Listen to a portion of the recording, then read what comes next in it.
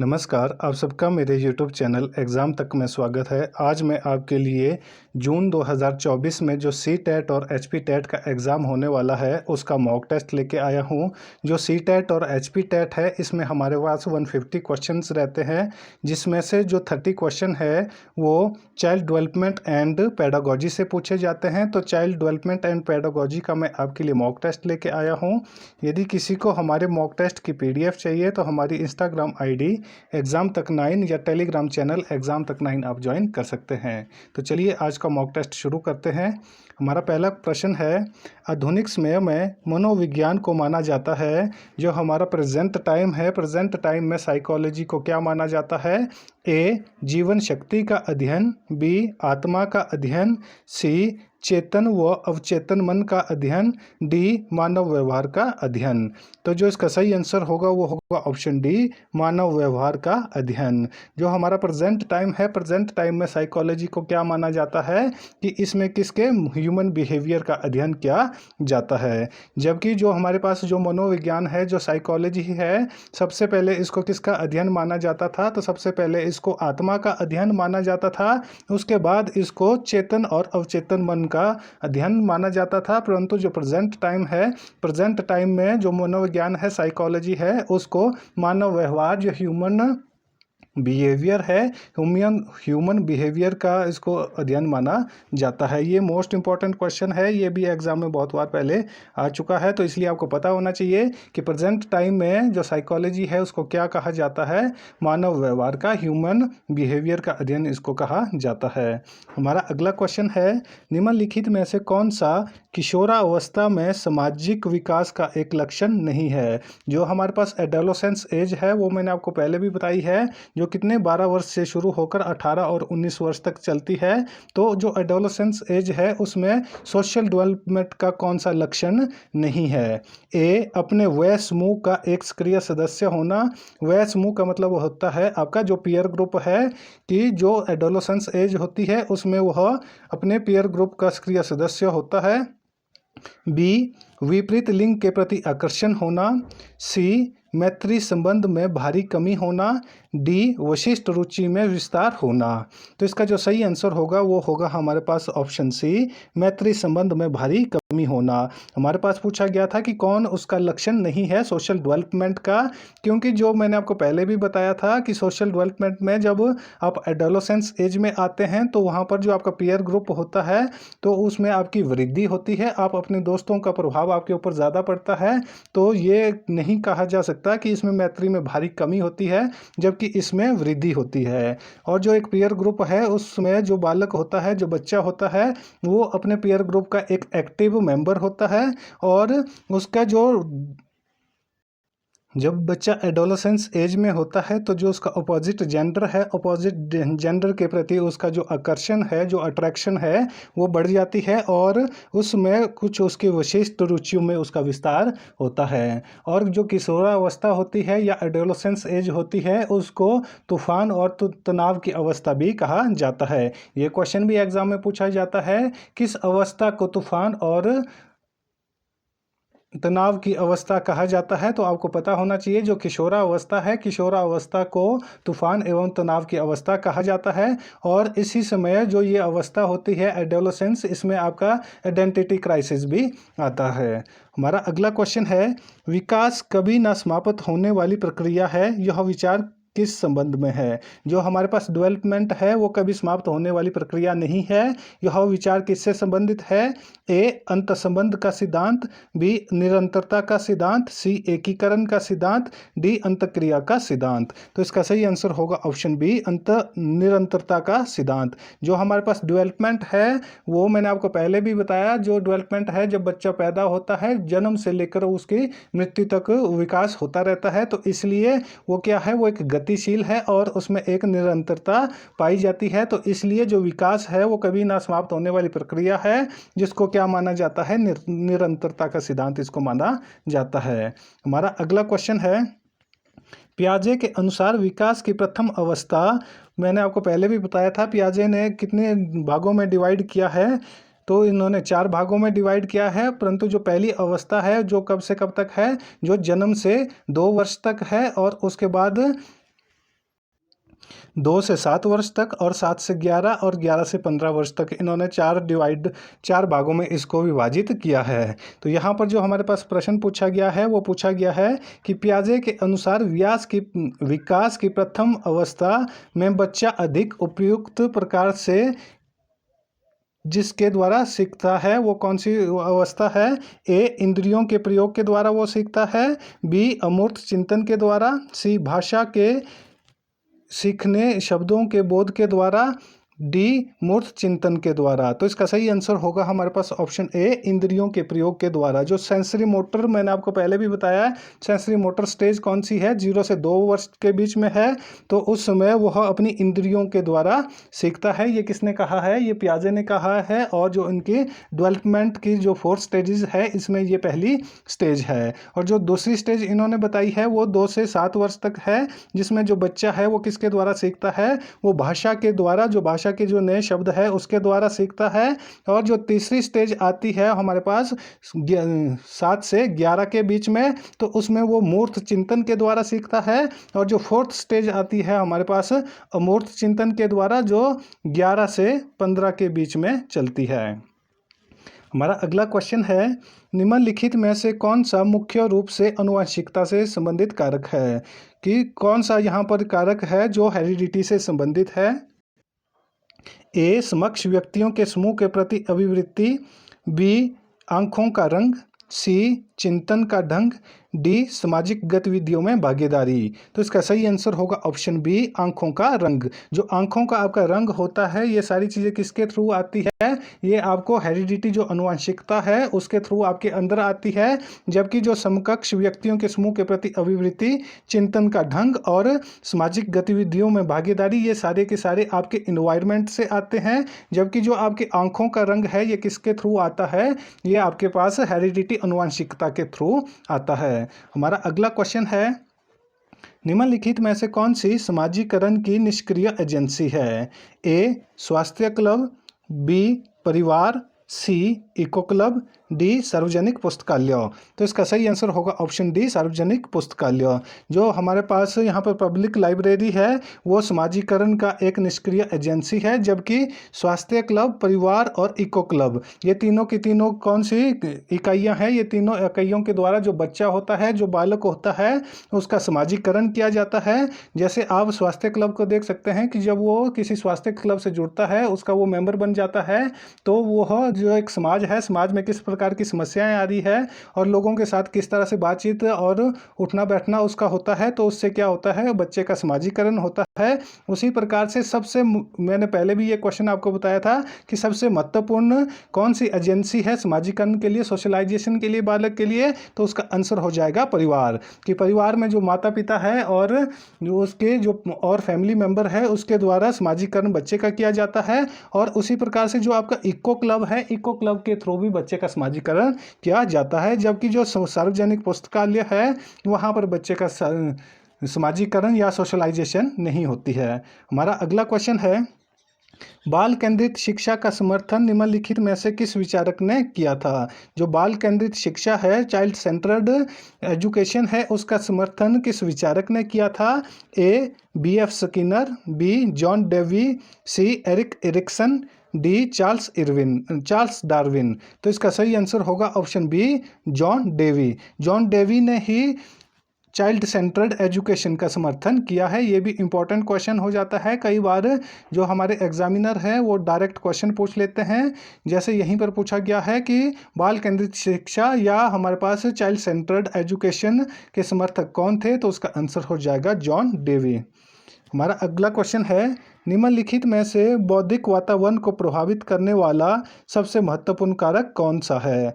यहाँ पर जो हमारे पास पूछा गया है वो पूछा गया है इंटेलेक्चुअल इन्वायरमेंट को प्रभावित करने वाला सबसे महत्वपूर्ण कारक कौन सा है?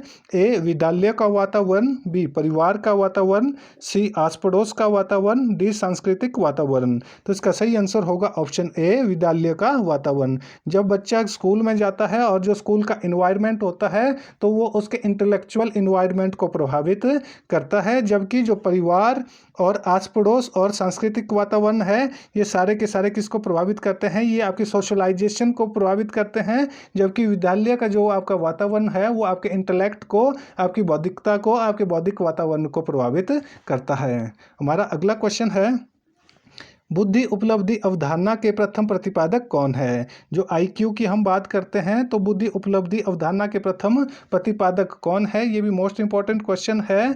इसके बारे में भी एग्जाम में बहुत बार पूछा जाता है, तो आपको पता होना चाहिए।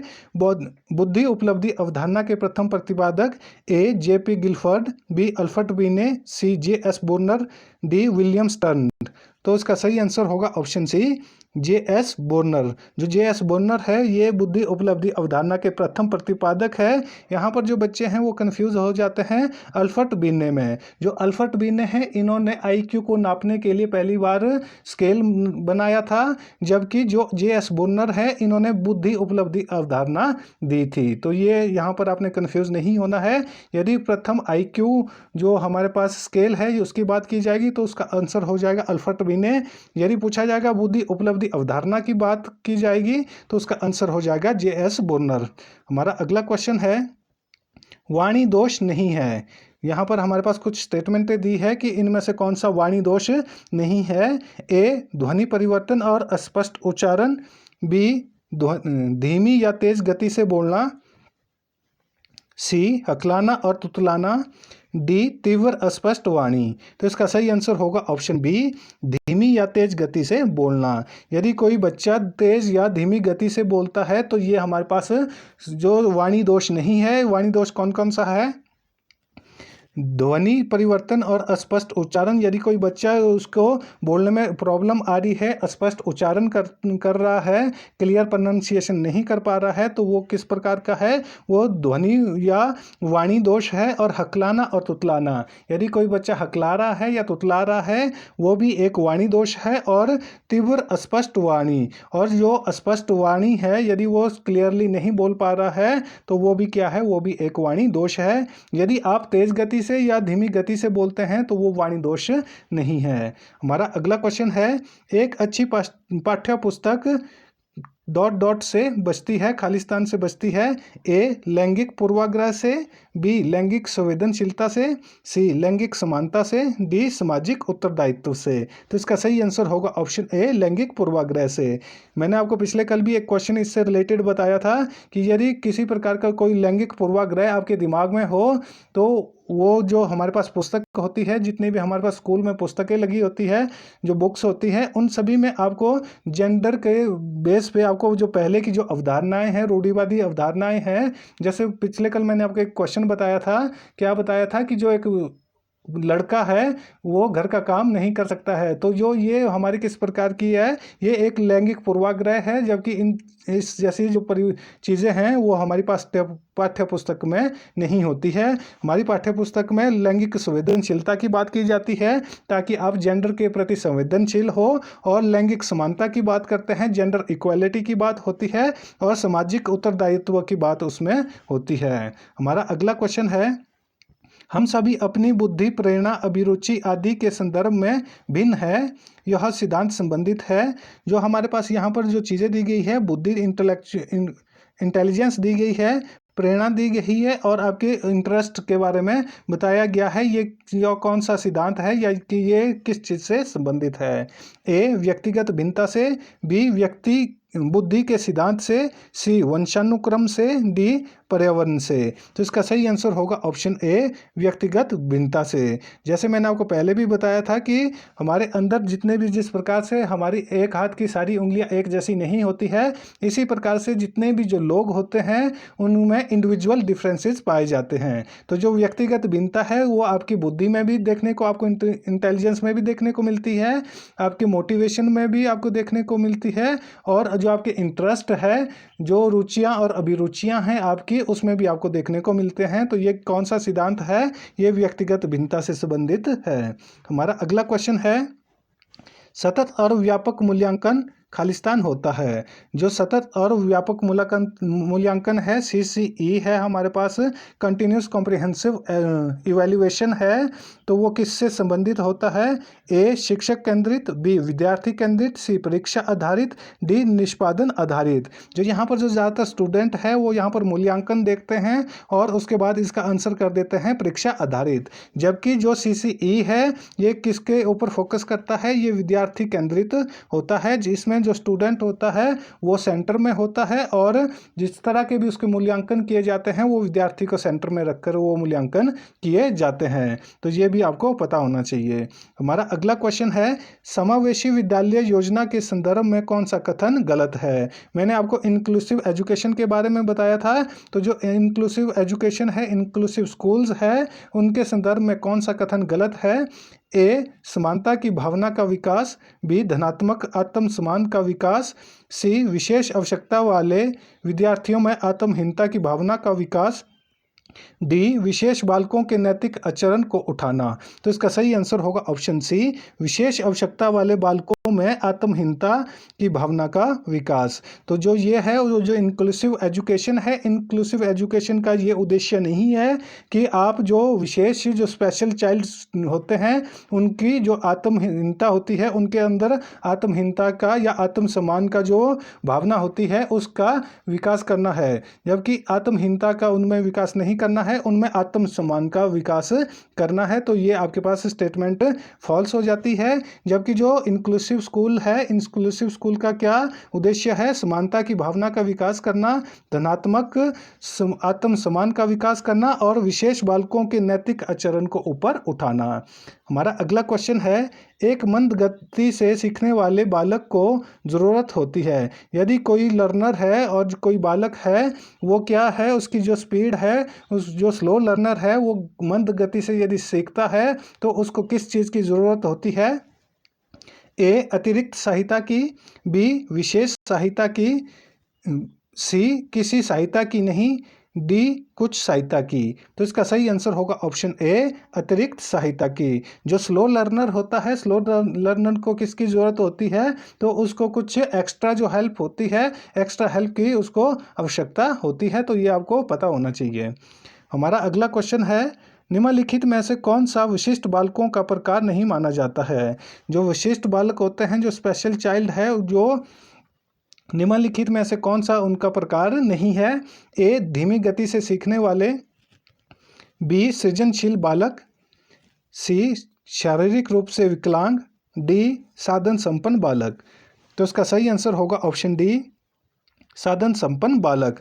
जो स्पेशल चाइल्ड होते हैं, स्पेशल चाइल्ड में कौन कौन आते हैं? जिनके जो स्लो लर्नर होते हैं, जिनकी क्षमता धीमी गति से सीखने की होती है, वो विशिष्ट बालक स्पेशल चाइल्ड में आते हैं। और जो क्रिएटिव स्टूडेंट होते हैं, सृजनशील बालक होते हैं, जिनका IQ अच्छा होता है और जो क्रिएटिव होंगे तो वो भी किस में आते हैं? वे भी स्पेशल चाइल्ड में आते हैं। और शारीरिक रूप से विकलांग, यदि कोई शारीरिक रूप से डिसेबल है तो जो डिसेबल स्टूडेंट है वो भी किसकी श्रेणी में आते हैं? ये भी विशिष्ट बालकों की स्पेशल चाइल्ड की श्रेणी में आते हैं। जबकि साधन संपन्न बालक इस श्रेणी में नहीं आते हैं। तो ये भी आपको क्लियर हो जाना चाहिए। हमारा अगला क्वेश्चन है, प्रतिभाशाली विद्यार्थी, जो प्रतिभाशाली स्टूडेंट होते हैं, जो गिफ्टेड स्टूडेंट है, उनके बारे में कुछ स्टेटमेंटें दी है कि कौन सी स्टेटमेंट उनके बारे में बिल्कुल ट्रू है? A अपने निर्णयों में आत्मनिर्भर होते हैं, B शिक्षकों से स्वतंत्र होते हैं, C स्वभाव से अंतर्मुखी होते हैं, D अपनी आवश्यकताओं को दृढ़तापूर्वक नहीं रख पाते हैं। तो इसका सही आंसर होगा हमारे पास ऑप्शन A अपने निर्णयों के प्रति आत्मनिर्भर होते हैं। जो हमारे पास गिफ्टेड स्टूडेंट होता है, जिसका IQ 150 के ऊपर होता है, तो उसको क्या माना जाता है? उसको गिफ्टेड स्टूडेंट माना जाता है। तो गिफ्टेड स्टूडेंट जो अपने डिसीजन लेता है वो उसके लिए आत्मनिर्भर होता है। तो हमारा आज का जो क्विज़ है वो यहीं पर ख़त्म होता है। यदि आपको हमारा क्विज़ अच्छा लगा हो, वीडियो अच्छी लगी हो, तो वीडियो को लाइक करें, कमेंट करें और हमारी वीडियो को ज़्यादा से ज़्यादा अपने दोस्तों के साथ शेयर करें और हमारे यूट्यूब चैनल एग्ज़ाम तक को सब्सक्राइब करना ना भूलें। धन्यवाद।